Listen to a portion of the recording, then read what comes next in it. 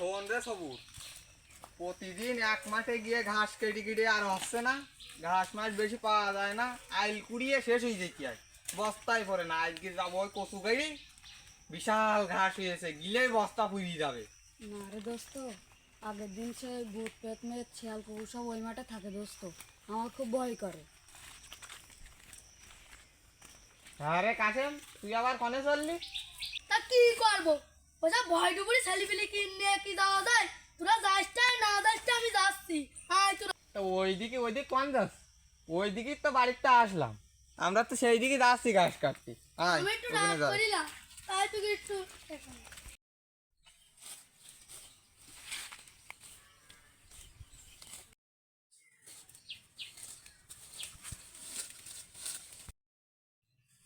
দোস্ত আজম, তোরা ঘাস কাটা হয়ে গেলি, তা আমার দুমুট কাটি দিস। আমার এক কাশিতে আজকে মোটা ধান নেই বুঝছিস, কাটি দিস দুমুট।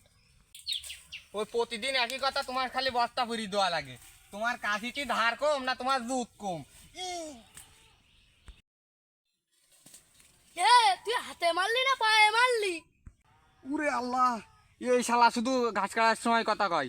এই শিগগিসে নিয়ে আয়, ওই মাকুসা জাল নিয়ে আয়, ব্যস্ত নিয়ে আয়, মেলা খাইটি লাগাই ফেলাইছি, ঠিক ব্যস্ত নিয়ে আয়। ওই ওই আমি আমার ঘাস কাটার কথা কইছে আর হাত মাত নামাই ফেলাইছে। আমার কাজে করলি আর নামাই ফেলাই দেবে সব। এই রে, এই খুব কায়দা করে কেটিস তো। আল্লাহ রে,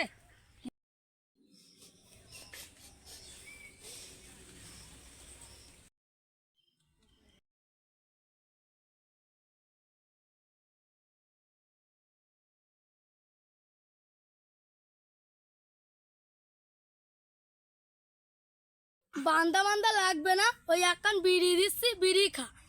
ঘাওয়ার শুকোবে নি, বিড়িও খাওয়াবে নি। দোস্ত ই কর, ওই বিড়ি খা আর ওই সায়রি বার ফেলা, ওই ঘাও টেনে নিবে না।